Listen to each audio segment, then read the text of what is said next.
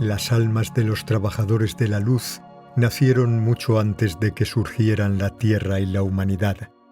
Las almas nacen por oleadas. En cierto sentido, las almas son eternas, sin comienzo y sin fin, pero en otro sentido nacen en un cierto punto. Es en ese punto cuando su conciencia alcanza un sentido de individualidad propia. Antes de ese punto, ellas ya están ahí como una posibilidad. Pero aún no hay conciencia de yo y otro. La conciencia de yo aparece cuando de algún modo se traza una línea de demarcación entre grupos de energías. Tenemos que volver a las metáforas para poder explicar esto. Piensen por un momento en el océano e imaginen que este es un enorme campo de energías fluyendo, corrientes que se mezclan y se separan constantemente. Imaginen que una conciencia difusa se extiende por todo el océano. Llámenlo el océano espiritual, si lo prefieren. Luego de un tiempo, en ciertos lugares del océano emergen concentraciones de conciencia. La conciencia aquí está más focalizada, menos difusa que en su entorno directo. En todo el océano hay una diferenciación progresiva, la cual lleva al desarrollo de formas transparentes dentro del océano. Esas formas, las cuales son puntos focalizados de conciencia, se mueven independientemente del entorno. Ellas se experimentan a sí mismas como formas diferentes al océano, espíritu. Lo que ocurre luego es el nacimiento de un sentido rudimentario de sí mismo o de conciencia propia. ¿Por qué los puntos focalizados de conciencia emergen en algunas partes del océano más que en otras? Eso es muy difícil de explicar. ¿Pueden sentir de todos modos que hay algo muy natural en este procedimiento? Cuando ustedes arrojan semillas sobre un lecho de tierra, ustedes notarán que las pequeñas plantas que brotan crecerán cada una a su propio ritmo. Una no crecerá tan grande o tan fácilmente como otra. Algunas no crecerán en absoluto. Hay diferenciación a través del campo. ¿Por qué? La energía del océano espiritual intuitivamente busca la mejor expresión posible para todas sus múltiples corrientes o capas de conciencia. Durante la formación de puntos individuales de conciencia dentro del océano, hay un poder que trabaja sobre el océano desde afuera, o eso es lo que parece. Ese es el poder de la divina inspiración, el cual puede ser concebido como el aspecto masculino de aquel que los ha creado a ustedes. Mientras que el océano representa el lado femenino, receptivo, el aspecto masculino puede ser visualizado como rayos de luz volcándose dentro del océano, lo cual incrementa el proceso de diferenciación y de separación en masas individuales de conciencia. Son como los rayos de sol que entibian el lecho de tierra. El océano y los rayos de luz juntos forman una entidad o ser que puede ser nombrado como arcángel. Es una energía arquetípica con ambos aspectos, masculino y femenino, y es una energía angélica que se manifiesta o expresa a sí misma en ustedes. Volveremos con la noción del arcángel más adelante. Después de que el alma haya nacido como una unidad individual de conciencia, lentamente abandona el estado de unidad oceánica que ha sido su hogar por mucho tiempo y cada vez es más consciente de estar separada y en lo suyo. Cuando ella se lanza en su camino de exploración como una entidad individual, a la larga acarreará consigo un cierto anhelo por la totalidad, un deseo de pertenecer a algo más grande que ella misma. Muy en lo profundo, ella mantendrá la memoria de un estado de conciencia en el cual todo es uno, en el cual no existe yo y otro. Eso es lo que ella considera que es el hogar, un estado de estática unidad, un lugar de completa seguridad y fluidez. Con esa memoria, ella comienza su viaje a través de la realidad, a través de incontables campos de experiencia y exploración interna. La nueva alma es impulsada por la curiosidad y tiene una gran necesidad de experiencia. Ese fue el elemento que estaba ausente en el estado oceánico de unidad. Ahora el alma es capaz de explorar libremente todo lo que desee. Ella es libre de buscar la totalidad de todas las maneras posibles. Dentro del universo hay incontables planos de realidad para explorar. La Tierra es uno de ellos, y uno que surgió relativamente tarde, hablando en una escala cósmica. Los planos de la realidad o dimensiones siempre se originan por necesidades interiores o deseos. Como todas las creaciones, son las manifestaciones de visiones internas y consideraciones. La Tierra fue creada desde un deseo interno de juntar elementos de diferentes realidades que chocaron unos con otros. Se quiso que la Tierra fuese un crisol de fusión para un gran conjunto de influencias. Explicaremos esto más adelante. Por ahora bastará con decir que la Tierra llegó relativamente tarde en la etapa cósmica y que muchas almas han vivido muchas vidas de exploración y desarrollo en otros planos de realidad, ya sean planetas, dimensiones, sistemas estelares, incluso antes de que la Tierra naciera. Los trabajadores de la luz son almas que han vivido muchas vidas en esos otros planetas antes de que encarnaran alguna vez en la Tierra. Esto es lo que los distingue de las almas terrestres, como podríamos llamarlas por motivo de conveniencia. Las almas terrestres son almas que encarnaron en cuerpos físicos en la Tierra relativamente temprano en su desarrollo como unidades individualizadas de conciencia. Se podría llegar a decir que ellas comenzaron su ciclo de vidas terrestres cuando su alma estaba en su etapa infantil. Por aquel tiempo, los trabajadores de la luz ya eran almas crecidas, ya habían pasado por muchas experiencias y el tipo de relación que compartían y comparten con las almas terrestres podría asemejarse a la que mantienen los padres y los hijos. En la Tierra, la evolución de las formas de vida estuvo estrechamente entrelazada con el desarrollo interior de las almas terrestres.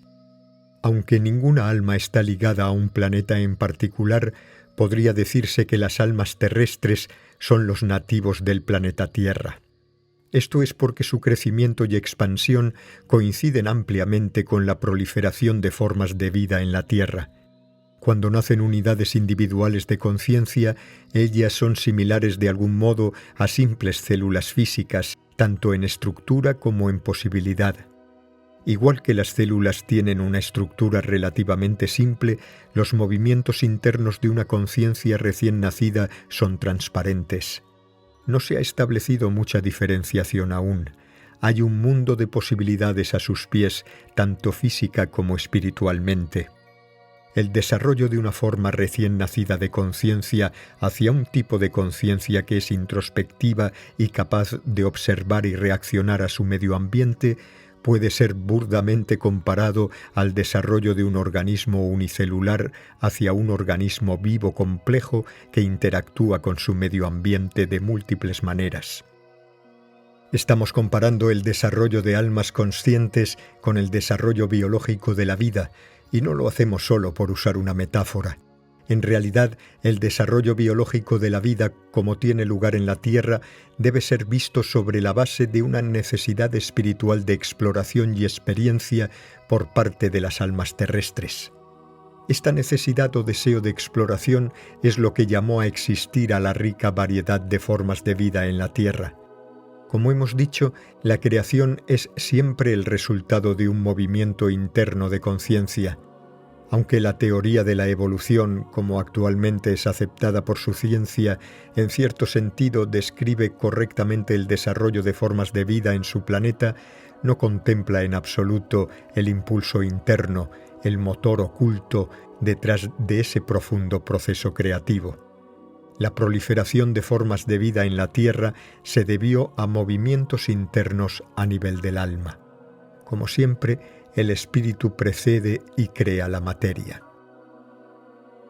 Al comienzo, las almas terrestres encarnaron en las formas físicas que mejor se adaptaban a su todavía rudimentario sentido de sí mismas, es decir, en organismos unicelulares. Después de un periodo de adquisición de experiencia e integrando eso con su conciencia, asomó una necesidad de medios más complejos de expresión física. Así es como fueron impulsadas a existir formas de vida más complejas. La conciencia crea la forma física en respuesta a necesidades interiores y deseos de las almas terrestres, cuya conciencia colectiva habitó primeramente la Tierra. La formación de nuevas especies y la encarnación de almas terrestres en miembros individuales de aquellas especies representan un gran experimento de vida y conciencia. Aunque la evolución es dirigida por la conciencia y no por accidente e incidente, ésta no sigue una línea predeterminada de desarrollo, y esto es porque la conciencia misma es libre e impredecible. Las almas terrestres experimentaron con toda clase de formas animales de vida. Habitaron varios tipos de cuerpos físicos en el reino animal, pero no todas ellas experimentaron la misma línea de desarrollo. El camino de desarrollo del alma es mucho más fantástico y aventurero de lo que ustedes suponen. No hay leyes sobre o fuera de ustedes. Ustedes son la ley para ustedes. Así, por ejemplo, si ustedes deciden experimentar las formas de vida partiendo desde un mono, ustedes pueden en algún momento encontrarse viviendo en un cuerpo de mono, desde el nacimiento en adelante o como un visitante temporal. El alma, especialmente el alma joven, implora por experiencia y por expresión, y eso incita a explorar la diversidad de las formas de vida que emergen en la Tierra. Dentro de ese gran experimento de vida, la aparición de la forma de vida humana marcó el comienzo de una importante etapa dentro del desarrollo de la conciencia del alma en la Tierra. Antes de explicar esto con gran detalle, discutiremos en primer lugar los estadios del desarrollo interior del alma. Si observamos el desarrollo de la conciencia del alma después de nacer como una unidad individual, esta pasa rudamente a través de 3 etapas internas. Esas etapas son independientes del plano particular de realidad, ya sea planeta, dimensión, sistema estelar, que la conciencia elige para poblar o experimentar. La etapa de la inocencia, o paraíso, la etapa del ego, o pecado, la etapa de la segunda inocencia, o iluminación. Uno podría comparar metafóricamente estas etapas con la infancia, la madurez y la ancianidad. Luego de que las almas nacen como unidades individuales de conciencia, ellas dejan la etapa oceánica de unidad, la cual recuerdan como dichosa y completamente segura. Después van a explorar la realidad de una manera completamente nueva. Lentamente se vuelven más conscientes de ellas mismas y del modo en que son únicas en comparación con sus compañeros de viaje. En esa etapa, ellas son muy receptivas y sensibles, como un niño pequeño que observa el mundo con grandes ojos abiertos, expresando curiosidad e inocencia. Esa etapa puede ser llamada paradisíaca, ya que la experiencia de unidad y seguridad todavía está fresca en la memoria del alma recién nacida.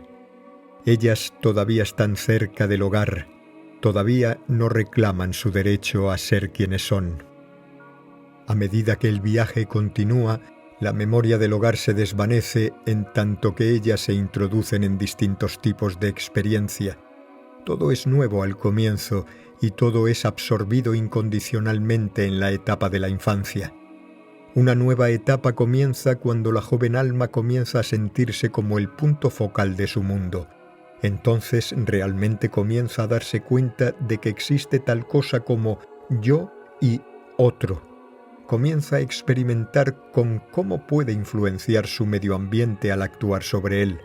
La verdadera noción de hacer algo que surge de su propia conciencia es nueva. Antes era más o menos una toma pasiva de lo que fluía. Ahora hay una noción creciente dentro del alma de su poder para ejercer influencia en lo que experimenta. Ese es el comienzo de la etapa del ego. El ego originalmente representa la habilidad de usar su voluntad para afectar al medio externo. Por favor, Noten que la función original del ego es simplemente lo que permite al alma sentirse completamente como una entidad separada. Eso es un desarrollo natural y positivo dentro de la evolución del alma. El ego no es malo en sí mismo. Sin embargo, tiende a ser expansivo y agresivo. Cuando la nueva alma descubre su habilidad para influenciar su medio ambiente, ésta se enamora del ego. Muy en lo profundo, aún existe una dolorosa memoria dentro del alma, ahora madura, que le recuerda al hogar, que le recuerda al paraíso perdido. El ego parece sostener una respuesta a ese dolor, a esa añoranza. El ego parece permitirle al alma obtener activamente un control sobre la realidad e intoxica al alma todavía joven con la ilusión del poder. Si alguna vez hubo una caída desde la armonía o una caída desde el paraíso, esto fue lo siguiente: la joven conciencia del alma volviéndose hechizada por la posibilidad del ego, por la promesa de poder. De todos modos, el verdadero propósito de la conciencia nacida como alma individual es explorar, experimentar todo lo que hay, tanto el paraíso como el infierno, la inocencia como el pecado, entre comillas. Por lo tanto, la caída desde el paraíso no fue un cambio equivocado. No existe culpa ligada a eso, a menos que ustedes así lo crean. Nadie los culpa, aparte de ustedes mismos. Cuando el alma joven se vuelve madura, hay un cambio en el modo centrado en mí de observar y experimentar las cosas. La ilusión de poder realza la separación entre las almas en lugar de conectarlas. Debido a eso, se establecen dentro del alma la soledad y un sentido de alienación. Aunque no es realmente consciente de eso, el alma comienza una lucha, una batalla por poder. El poder parece ser la única cosa que alivia la mente, por un tiempo.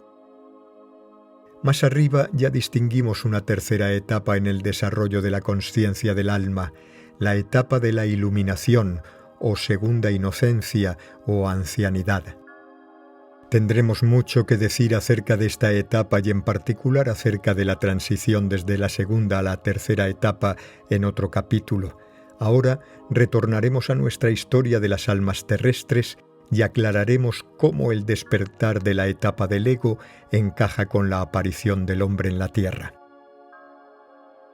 La etapa en la cual las almas terrestres exploraron la vida vegetal y animal coincidió con la etapa de la inocencia o paraíso en los niveles internos. La vida floreció en la tierra bajo la guía y protección de seres espirituales de los reinos angélicos y débicos. Los devas trabajan en el nivel etérico de un modo más cercano al mundo físico de como lo hacen los ángeles. Los cuerpos etéricos de plantas y animales fueron incondicionalmente receptivos al cuidado y a las nutritivas energías maternales de los reinos angélicos y débicos. Ellos no tuvieron inclinaciones a escaparse o irse y encontrar su propio modo de hacer las cosas. Aún existía un gran sentido de unidad y armonía entre todos los seres vivientes. El surgimiento del hombre mono, sin embargo, marcó un punto de transformación en el desarrollo de la conciencia. Esencialmente, al caminar en forma erguida y a través del desarrollo del cerebro, la conciencia que residía en el hombre mono logró un mayor dominio sobre el medio ambiente. La conciencia, encarnada en el antropoide, comenzó a experimentar cómo era tener más control sobre su entorno directo. Comenzó a descubrir su propio poder, su propia habilidad de influenciar su medio ambiente. Comenzó a explorar el libre albedrío. Aquel desarrollo no fue fortuito, fue una respuesta a una necesidad interior sentida por las almas terrestres, una necesidad de explorar la individualidad a niveles más profundos que anteriormente. El creciente conocimiento de las almas terrestres de sí mismas estableció la etapa para la aparición del hombre en términos biológicos, el ser humano que conocemos. Cuando las almas terrestres estuvieron listas para entrar a la etapa del ego, la creación del hombre permitió a esas almas experimentar una forma de vida con libre albedrío. Esto también dotó a las conciencias encarnadas con una mayor conciencia de yo como opuesto a otro. Con eso se estableció la etapa para posibles conflictos entre mi interés y tu interés, mi deseo y tu deseo. Lo individual se escapó de la unidad manifiesta, del orden natural de dar y recibir, para descubrir qué otros caminos estaban disponibles. Esto marcó el final del paraíso en la tierra, pero les pedimos que consideren eso no como un evento trágico, sino como un proceso natural, como las estaciones en sus años. Fue un cambio natural de eventos que finalmente les permitirían, en esos días y en aquella época, equilibrar divinidad e individualidad dentro de su ser. Cuando la conciencia del alma terrestre entró en la etapa del ego y comenzó a explorar eso de ser humano, las influencias dévicas y angélicas lentamente se fueron retirando. La verdadera naturaleza de esas fuerzas es respetar el libre albedrío de todas las energías que encuentran. Ellas nunca ejercerán su influencia sin invitación. Por lo tanto, las conciencias del ego tuvieron un libre reinado y las almas terrestres se hicieron conocedoras de todos los puntapiés e inconvenientes del poder. Esto también afectó al reino vegetal y animal. Se podría decir que la emergente energía guerrera fue parcialmente absorbida por esos reinos no humanos, lo cual creó un cierto disturbio dentro de ellos. Esto aún está presente hoy en día. Cuando las almas terrestres anhelaron nuevas experiencias, eso también las hizo receptivas a nuevas influencias externas. Aquí queremos desviar la atención especialmente a tipos de influencia extraterrestre, galáctica, las cuales afectaron considerablemente a las maduras pero todavía jóvenes almas terrestres. También es en ese punto de nuestra historia cuando las almas que hemos llamado trabajadores de la luz entraron en escena. Por influencias galácticas o extraterrestres, nos referimos a influencias desde energías colectivas asociadas con ciertos sistemas estelares, estrellas o planetas. En el universo hay muchos niveles o dimensiones de existencia. Un planeta o estrella puede existir en varias dimensiones, extendiéndose desde las dimensiones materiales hasta las más etéricas. En general, las comunidades galácticas que influenciaron a las almas terrestres existieron en una realidad menos densa o material que aquella en la cual ustedes existen en la Tierra. Los reinos galácticos estuvieron habitados por almas maduras, las cuales nacieron mucho antes que las almas terrestres, las cuales estaban en los comienzos de su etapa del ego. Cuando la Tierra llegó a estar habitada por toda clase de formas de vida y finalmente por el hombre, los reinos extraterrestres observaron aquel desarrollo con gran interés. La diversidad y abundancia de formas de vida llamó su atención. Ellos sintieron que algo especial estaba ocurriendo aquí. Entre las diferentes comunidades galácticas han acontecido muchas luchas y batallas por mucho tiempo. Esto fue un fenómeno natural en algún sentido, ya que la conciencia de las almas acarrea la necesidad de batallar para descubrir todo acerca de lo centrado en mí y el poder.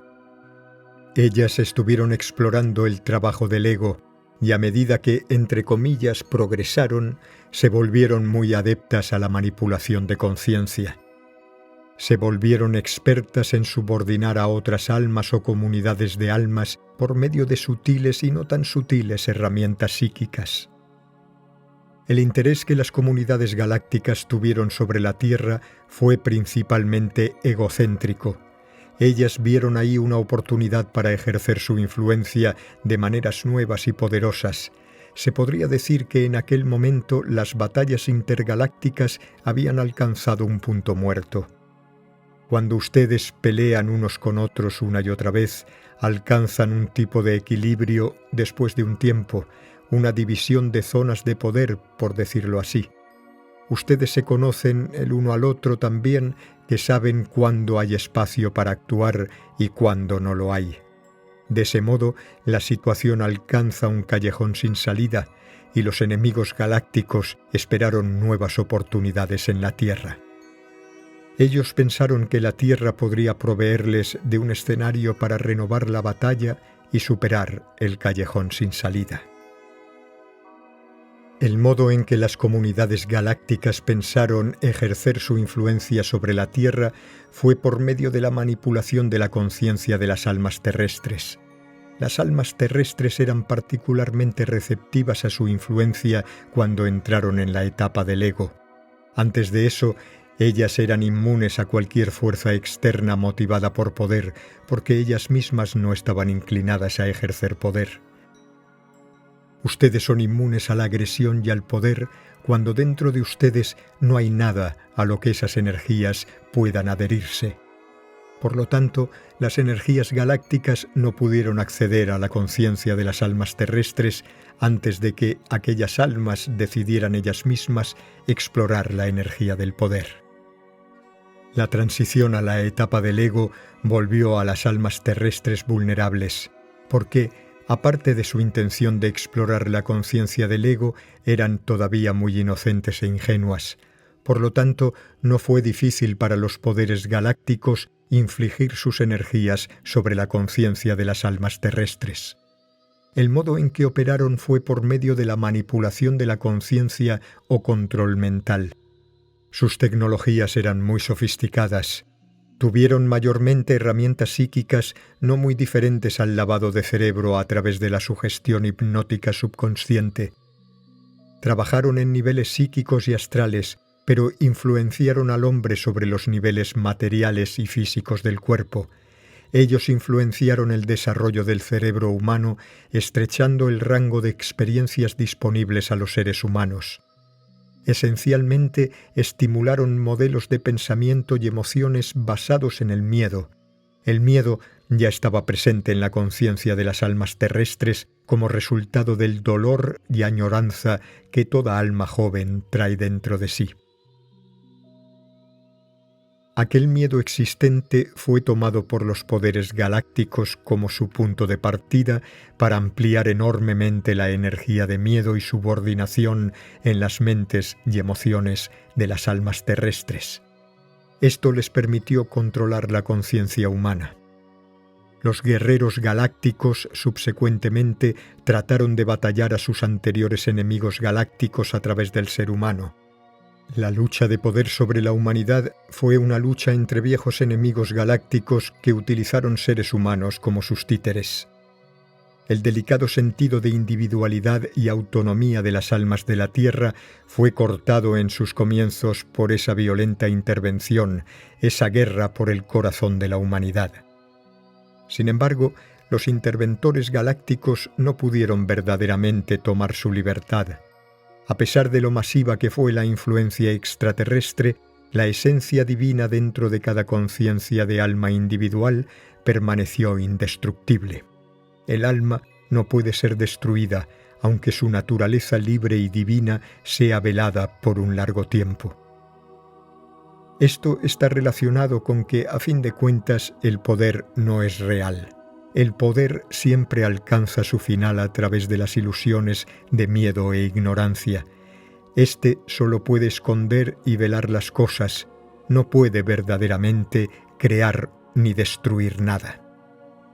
Más aún, aquel verdadero ataque sobre las almas terrestres no solo trajo oscuridad a la Tierra, logró sin intención alguna iniciar un profundo cambio en la conciencia de los guerreros galácticos, un cambio hacia una nueva etapa de la conciencia, hacia la iluminación o segunda inocencia.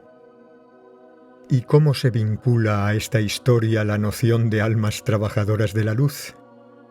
Las almas trabajadoras de la luz, como ustedes las llaman, son almas que están profundamente conectadas al sistema estelar de las Pléyades. Las Pléyades son un grupo de estrellas, 7 de las cuales pueden ser vistas desde la Tierra. Antes de que vinieran a la Tierra a encarnar en cuerpos humanos, las almas trabajadoras de la luz habitaron este sistema de estrellas por un largo tiempo. En términos del desarrollo de la conciencia en 3 etapas, ellas pasaron una gran parte de su madurez allí. Es en esa etapa que ellas exploraron la conciencia del ego y todos los asuntos del poder relacionados con ella. Fue la etapa en la que exploraron la oscuridad y en la cual ellas mismas abusaron mucho de su poder. En aquel tiempo los pleiadianos fueron co-creadores del ser humano a medida que se desarrollaba. Al igual que otras fuerzas galácticas, los pleiadianos tuvieron la intención de usar al hombre como una marioneta a fin de ganar el dominio en otras partes del universo. Implantaron una especie de radar energético dentro del ser humano que los proveería a ellos de información acerca de sus enemigos. Es difícil explicar las técnicas que los poderes galácticos usaron en sus batallas, porque no se asemejan a nada en su mundo, al menos no al alcance en que ellos lo perfeccionaron. Esencialmente, la tecnología de guerra galáctica estuvo basada en una ciencia de energía no materialista. Ellos conocían el poder de la psiquis y sabían que la conciencia crea la realidad física. Su metafísica fue más adecuada que los aspectos materialistas abarcados por su ciencia actual. Debido a que su ciencia establecida concibe a la conciencia como un resultado de los procesos materiales en vez de lo contrario, no puede comprender el poder creativo y causal de la mente. En la era de Cromañón, los pleiadianos interfirieron con el desarrollo natural del hombre a un nivel genético. Esa interferencia genética debería concebirse como la cumbre del proceso de manipulación. Imprimieron el cerebro conciencia humano con formas de pensamiento particulares, los cuales afectaron la capa física celular del organismo. El efecto de esas impresiones mentales fue como un elemento robótico, metálico, instalado en el cerebro humano, el cual menoscabó parte de la fuerza y la propia conciencia del ser humano. Fue un implante artificial que volvió al hombre más adaptable como instrumento para las metas estratégicas de los pleiadianos. Interfiriendo de ese modo con el desarrollo de la vida en la Tierra, los pleiadianos violaron el curso natural de las cosas. Ellos no respetaron la integridad de las almas terrestres, las cuales habitaban las especies humanas en evolución. En cierto modo, les robaron su recientemente obtenido libre albedrío. En cierto sentido, nadie puede robar el libre albedrío de las almas, como indicamos al final del último párrafo. De todos modos, en términos prácticos, debido a la superioridad de los pleiadianos en todos los niveles, las almas terrestres perdieron su sentido de autodeterminación en una gran amplitud. Los pleiadianos tomaron a los seres humanos como herramientas, como cosas esencialmente, y ellos les ayudaron a alcanzar sus metas. En aquella etapa, ellos no estaban preparados para respetar la vida como valiosa en sí misma. No reconocieron en el otro, sus enemigos o sus esclavos, un alma viviente como ellos mismos. Ahora bien, no hay ninguna intención en enjuiciar esto, ya que todo es parte del gran y profundo desarrollo de la conciencia. Yo, Yeshua, fui yo mismo parte de esa historia. Yo mismo he pasado a través de los extremos de la dualidad, llevando a cabo actos tanto de maldad como de luz. A nivel más profundo no hay culpa, solo hay libre elección. No hay víctimas ni ofensores. A la larga, solo hay experiencia. Ustedes, las almas trabajadoras de la luz que alguna vez emplearon esos métodos oscuros de opresión, después se han juzgado a ustedes mismos muy severamente por sus actos. Incluso ahora, ustedes cargan con un profundo sentimiento de culpa, del cual son parcialmente conscientes, como el sentimiento de que ustedes no son suficientemente buenos ni están satisfechos con nada de lo que hacen. Este sentimiento se origina de una equivocación. Es importante comprender que trabajador de la luz no es algo que ustedes simplemente son o no son. es algo que ustedes llegan a ser cuando ustedes van a través del viaje de la experiencia, experimentando luz y oscuridad, siendo luz y oscuridad. Si tuviéramos que nombrarlos, podríamos llamarlos las almas crísticas, en lugar de trabajadores de la luz.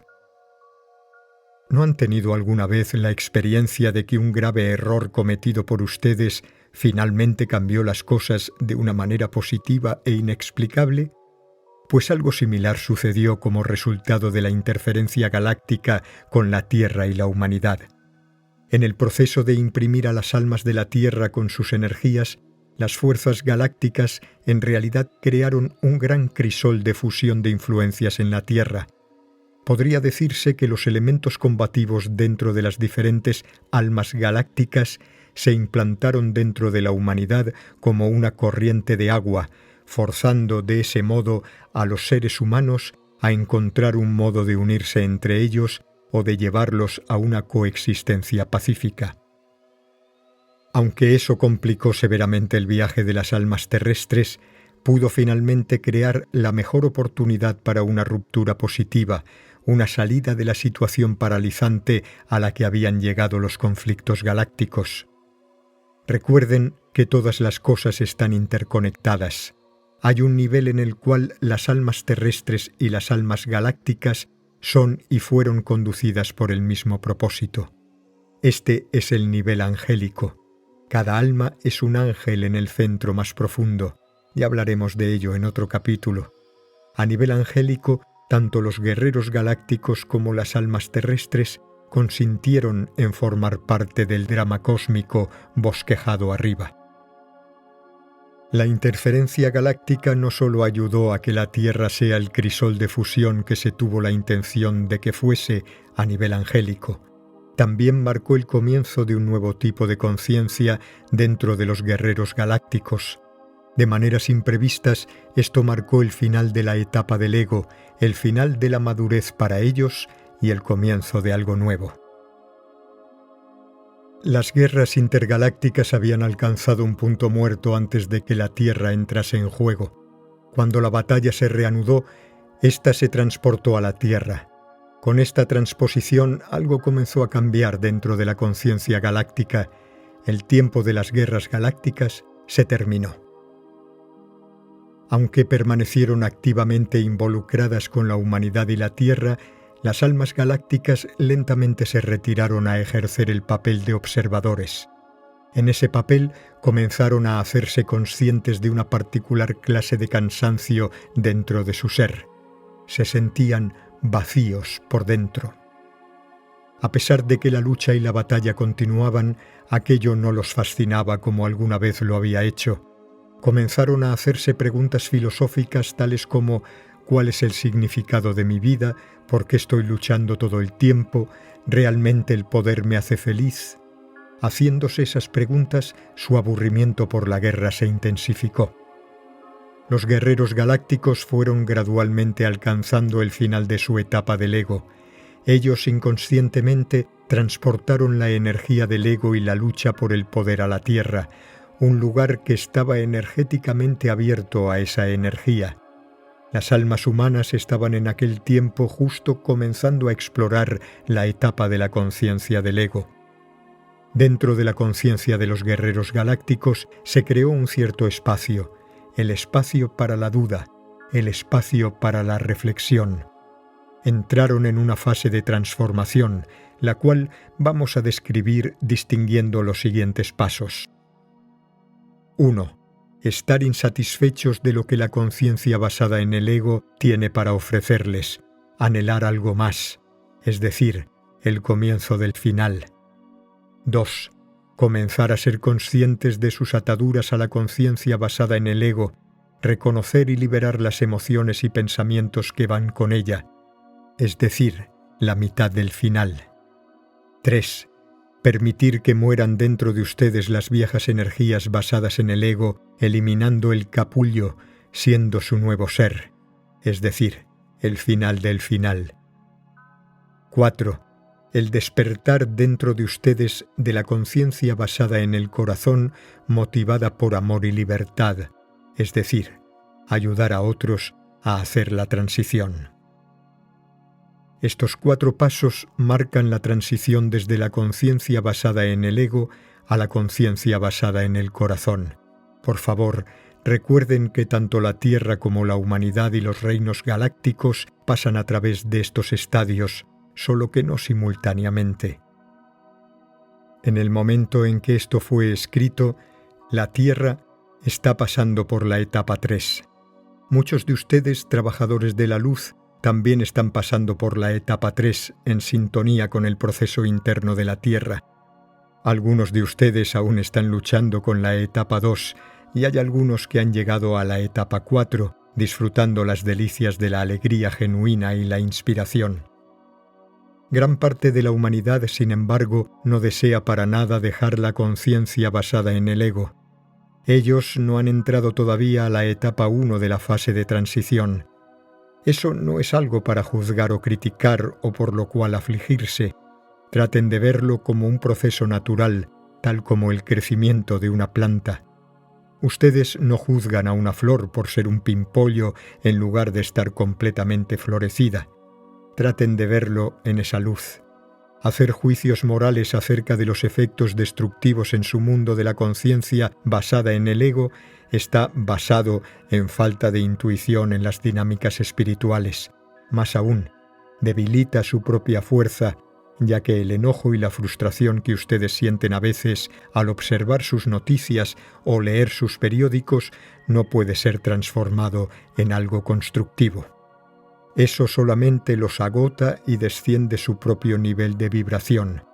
Traten de ver las cosas desde una distancia, desde una posición de confianza.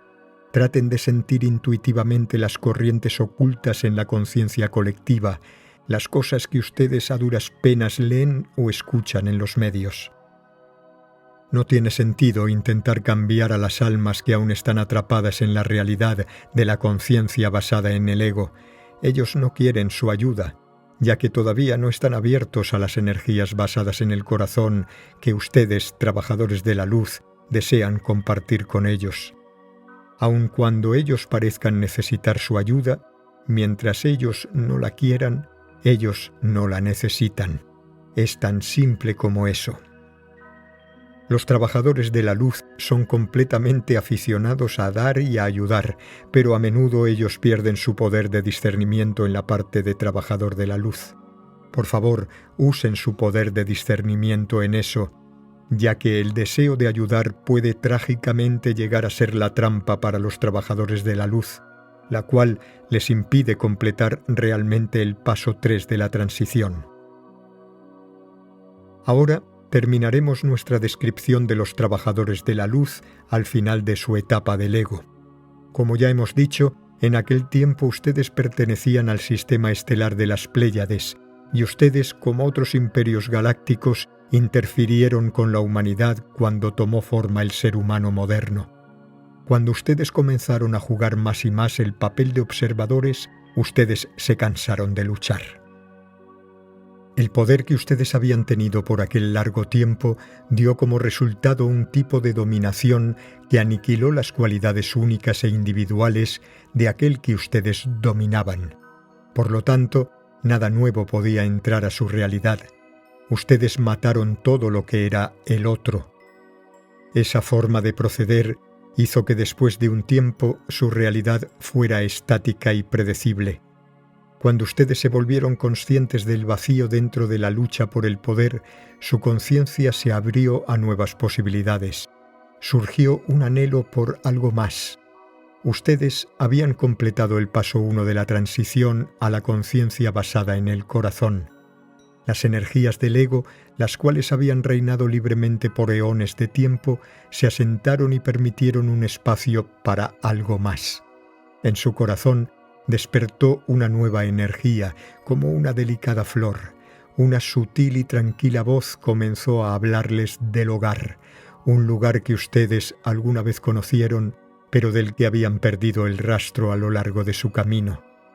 Ustedes sintieron añoranza en su interior.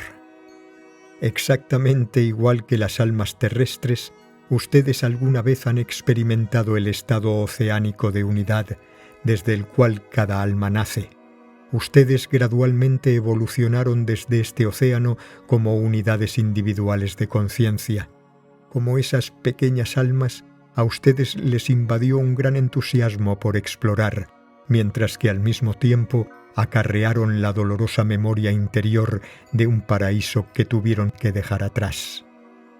Más tarde, aquel dolor todavía permanecía dentro de ustedes. Lo que ustedes esencialmente trataron de hacer fue llenar ese vacío en su corazón con poder. Ustedes buscaron llenarse a ustedes mismos jugando el juego de luchar y conquistar. El ego es la energía que más se opone a la unidad.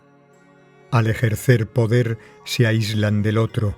Al luchar por poder se distancian más y más del hogar, la conciencia de unidad. El hecho de que el poder los lleva lejos del hogar en vez de atraerlos se les ocultó a ustedes por mucho tiempo, ya que el poder está fuertemente entrelazado con la ilusión. El poder puede fácilmente ocultar esa verdadera cara a un alma inocente e inexperta.